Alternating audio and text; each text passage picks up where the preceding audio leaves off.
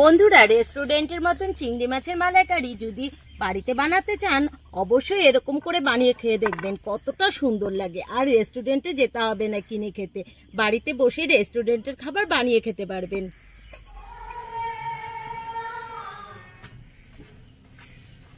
সোজা করার জন্য আমি এই নারকেল পাতার কাঠিগুলো করে নিয়ে ভালো করে ধুয়ে নিয়েছি।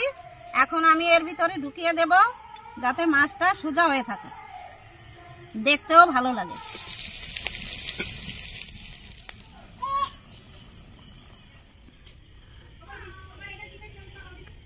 নমস্কার বন্ধুরা, স্বাগত জানাই জবা রান্নাঘর উইথ ভিলেজ ফুডে।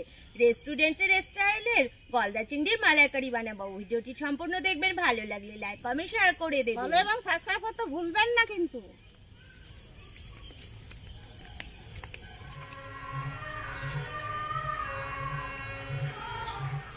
বন্ধুরা, আজকে বাজার থেকে গলদা চিংড়ি আনা হয়েছে। দেখুন কত সুন্দর টাটকা মাছগুলো, একদম লাফাচ্ছিল। এখন মাছটা আমি কেটে নেব।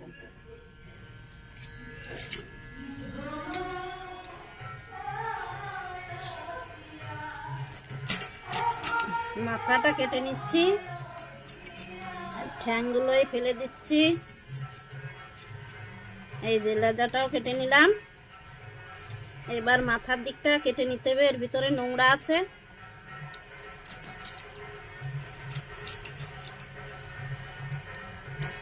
এই যে এর ভিতরে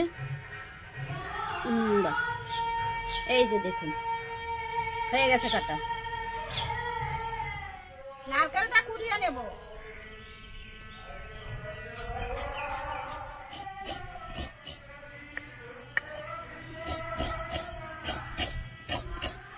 বন্ধুরা, এই মাছটাকে সোজা করার জন্য আমি এই নারকেল পাতার কাঠিগুলো করে নিয়ে ভালো করে ধুয়ে নিয়েছি। এখন আমি এর ভিতরে ঢুকিয়ে দেব যাতে মাছটা সোজা হয়ে থাকে, দেখতেও ভালো লাগে।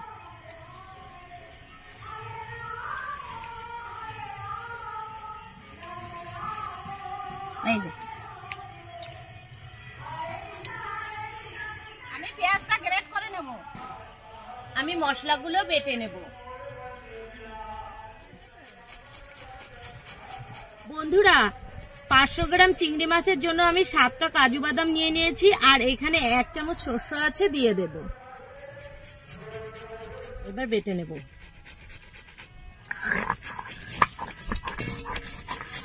বাটা হয়ে গেছে, এখন তুলে নেব।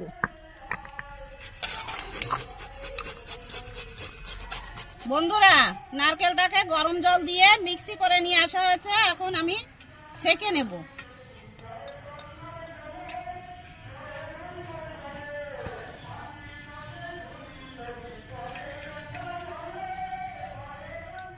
মাছটা লবণ হলুদ মাখিয়ে নেব। স্বাদ মতো লবণ, 1 চামচ হলুদ গুঁড়ো, ভালো করে মিশিয়ে নেব।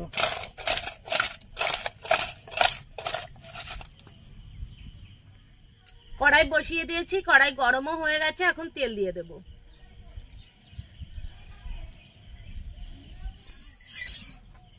তেল গরম হয়ে গেছে, এখন মাছগুলো দিয়ে দেব।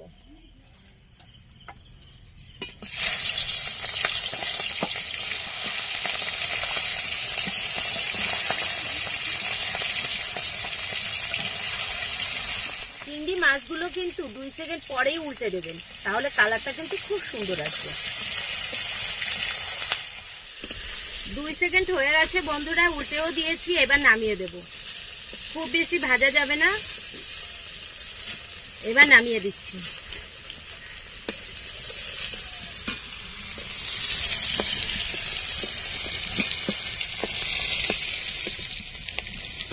দেব গোটা শুকনো লঙ্কা, এলাচ, দারচিনি, লবঙ্গ আছে দিয়ে দেব। এই রান্নাটায় কিন্তু এলাচ একটু বেশি দিতে হবে। দিয়ে দেব গোটা জিরে।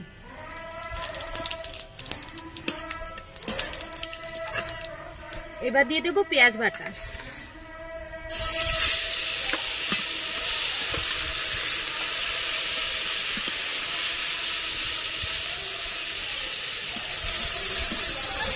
কিছুক্ষণ পেঁয়াজটা ভেজে নিতে হবে।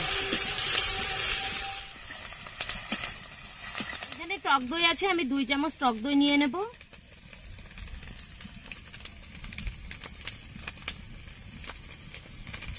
এবার ভালো করে ফেটিয়ে নেব। কাজু বাদাম, শস্য আর টক দইটা একসাথে ফেটিয়ে নিচ্ছি।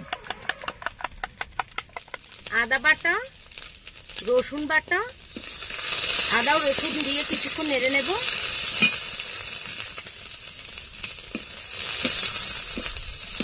এবার দিয়ে দেবো শুকনো লঙ্কা বাটা। লঙ্কাটা আপনারা আপনাদের পরিমাণ মতো দিয়ে দেবেন, মালাইকারিতে বেশি লঙ্কা দেওয়া যায় না।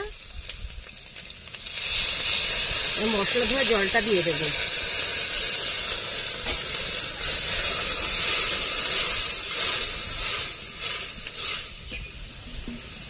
জিরের গুঁড়ো,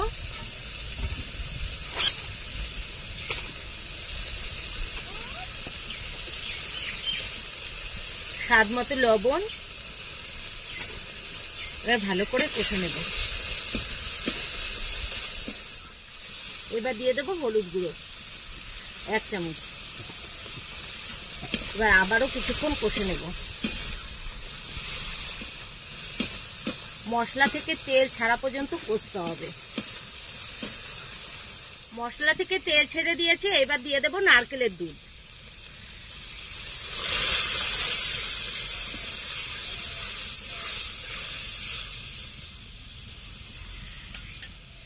টক দই, শস্য আর কাজু বাদাম আছে, দিয়ে দেব।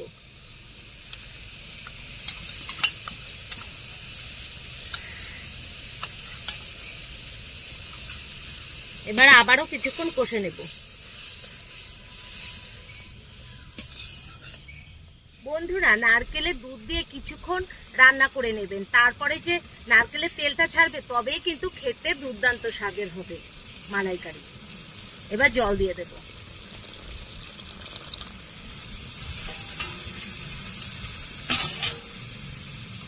জলটা খুব বেশি দেব না, অল্প করেই দেব।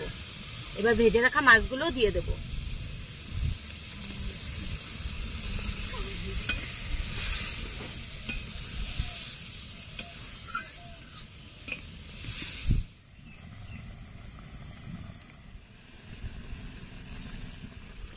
এক প্যাকেট পাউডারের দুধ আছে, গুলিয়ে নিয়েছি, দিয়ে দেব।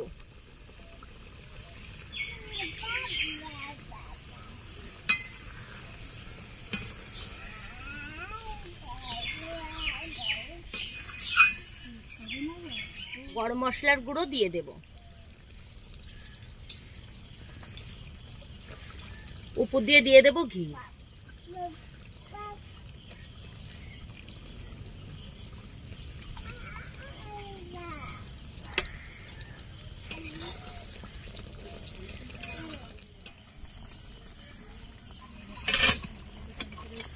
বন্ধুরা, রেস্টুরেন্টের মতন চিংড়ি মাছের মালাইকারি যদি বাড়িতে বানাতে চান, অবশ্যই এরকম করে বানিয়ে খেয়ে দেখবেন, কতটা সুন্দর লাগে। আর রেস্টুরেন্টে যেতে হবে না কিনে খেতে, বাড়িতে বসে রেস্টুরেন্টের খাবার বানিয়ে খেতে পারবেন।